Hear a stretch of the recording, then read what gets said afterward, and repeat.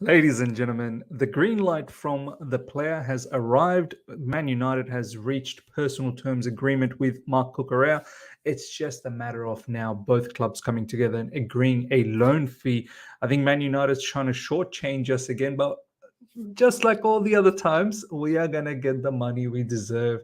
Obviously, with Mason Mount, we got what we wanted, and we're going to get what we want with Marc Cucurella as well. And of course, there's a lot of talk in regards to this particular player, ladies and gentlemen, Emile Smith Rowe. I've been saying it in the last stream.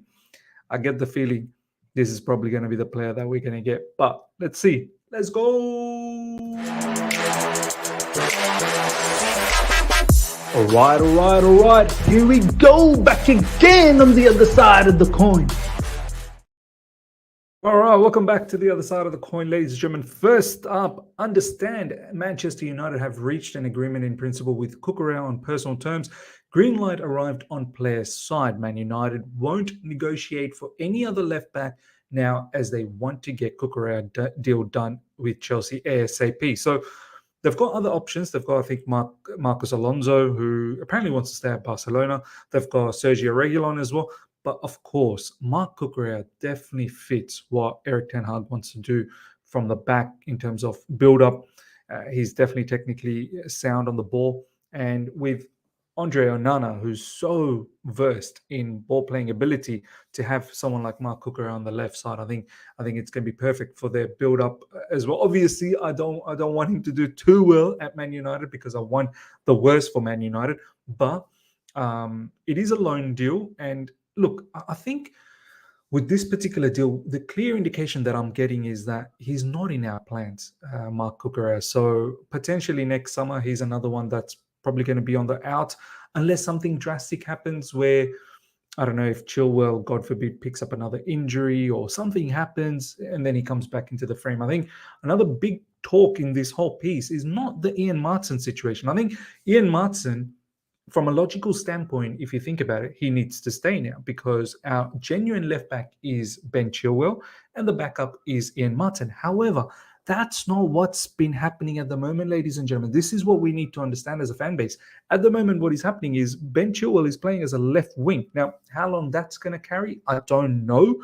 But for the time being, for the first 3 matches, we've seen Ben Chilwell play as a left wing. And guess who's been playing as a left back? Levi Colwill. So is Levi Colwill potentially penciled down as a possible left back because he's been playing that? Of course, we know Levi Colwill plays as an LCB. Now, he can definitely play as a left back as well. We've seen his quality with the ball and the way he distributes the ball from that left side, line breaking passes, over the top passes. Sometimes he can invert into midfield as well, and at times he can overlap. So he's got the quality to do that. Now, is that something that could potentially, is that something that has potentially pushed Cucurella out? I personally think that has. I don't think it has anything to do with Ian Maatsen. And this is why, ladies and gentlemen, the whole Ian Maatsen story is floating around as well. I hope Ian Maatsen doesn't leave, but I honestly think with all these stories that's been floating around that he could potentially leave as well. This is his last season. So we better get him down to sign that contract extension ASAP. Or else he's going to be on the outer. Now, why hasn't Ian Maatsen signed the contract extension? I don't know. Is he looking for some sort of confirmation that is he in the long-term plans? I get the feeling, with Cucurella gone, that is a strong message. But is Ian Maatsen thinking, why is Levi Colwill playing as a left back? So let me know your thoughts, ladies and gentlemen. I now sincerely think Marc Cucurella is not in Chelsea's plan. Definitely not in the immediate Chelsea plan, and down the track as well. I think for the future, he's probably going to be a player that's going to be gone. Let's see what happens at the end of this season. Hopefully, we make Champions League, and then I don't know how much of a sort of bolstering of the squad that we do next season, but a lot that needs to happen this season in terms of making Champions League, first of all. Breaking: Chelsea have proposed to Manchester United a $7 million loan fee for Cucurella. Negotiations is required, and Manchester United have other options. So This is the stumbling block at the moment. I'm pretty sure we will find an agreement.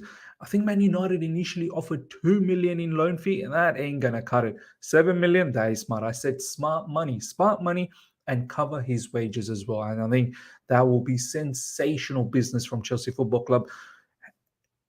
Having a player that you're not utilizing, which is Mark Cucurella, you're not going to utilize him as a left back, and you're definitely not going to utilize him as a left winger. So he's pretty much going to sit in Chelsea Football Club, earn that money, and it's going to come to no use to you. So from that perspective, sending him out on a loan and being able to save his wages, looks like Man United is going to pay all his wages, personal terms agreed. That is sensational. So hopefully we get the 7 million and not the 2 million.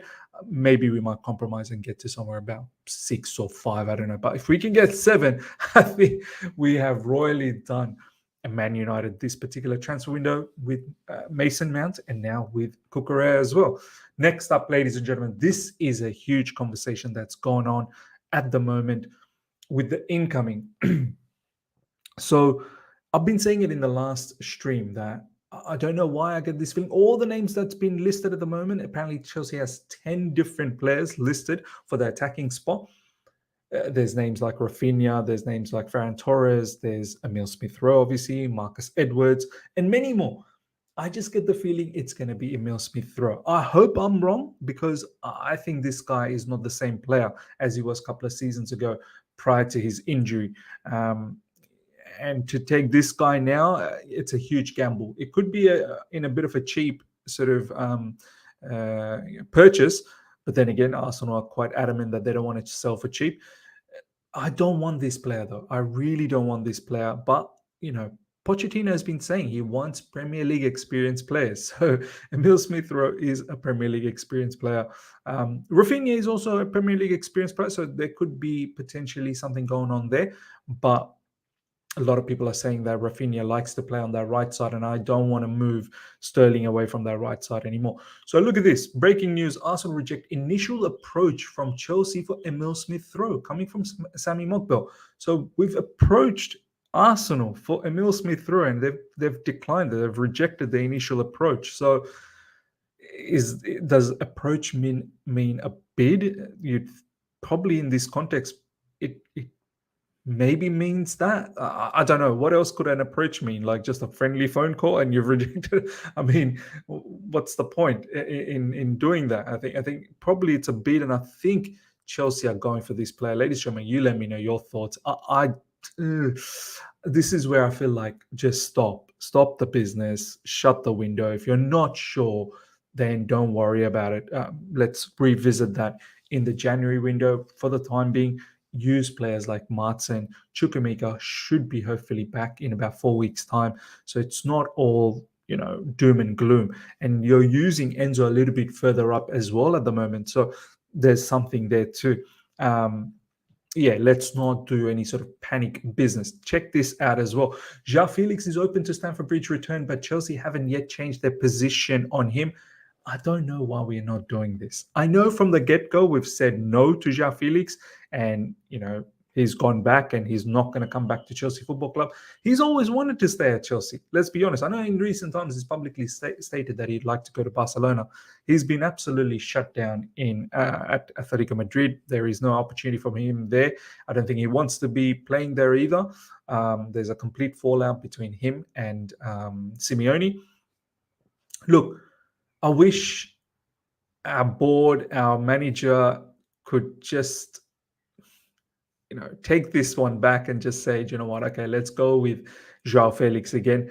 But I don't think they're going to eat their words. Once they've decided that, no, that's not the player they're going to go with, as Ben Jacobs is saying, they haven't changed their stance on it. It's probably not going to happen, but it makes sense. Joao Felix in this team would have been so nice to see, would have been sensational to see, but looks like it's not going to happen. Todd Bowley, Baghdad Iqbali, Lawrence Stewart, Paul Winstanley, Joe Shields, they were all today at Cobham discussing the attacking signing. So something's going to happen. I'm even thinking we could potentially get 2 players. The way we are looking to get rid of more players on top of Romelu Lukaku, who's now gone, and we're going to touch base on that very soon. Chalobah is on the way out as well. There's still question marks in regards to Gallagher and Martin, always been thrown around in the social media space. And, Kalamatanodoy needs to leave as well. Malang Sarr needs to leave. So I think there could be a chance where we don't just get one more. Maybe we might even get two more, depending on what the how easy it is to deal with the other club, what the price is, loan move. You never know. Maybe one permanent, one loan. It could be something like that. So, but something is cooking. Something is cooking. We will get players in before the end of the transfer window. Last but not least, ladies and gentlemen, Roma fans welcoming Romelu Lukaku at the airport landed in Rome after flight driven by club owner Dan Fredking. Wow, the club owner, he drove the plane. Drive the plane or he flew the plane. Yeah. Loan deal from Chelsea will be formally completed and signed on Wednesday. So look at him. Look at this guy, bro. He's gonna pump his chest again, isn't he? He's gonna show Roma. I'm Roma for life. I've always wanted you. Come on, brother. You don't know what you want, man. But anyway, his deal is done. Look at him, thumbs up and all. Roma owner. Wow, he's the one who's flying the plane. Interesting. Ladies and gentlemen, let me know how you felt about everything we spoke about. More specifically in regards to Emile Smith Rowe, are you at all entertaining this? Have you got any sort of reservations around this particular player? Please comment below. And also Mark Cucurella to Man United, quite imminent, and it's going to happen, looks like. Hope you guys have enjoyed this. Smash the like button if you're here for the first time. Subscribe, hit the bell notification to stay in touch with all my content. I shall see you guys for a live stream tomorrow. Until then, see ya.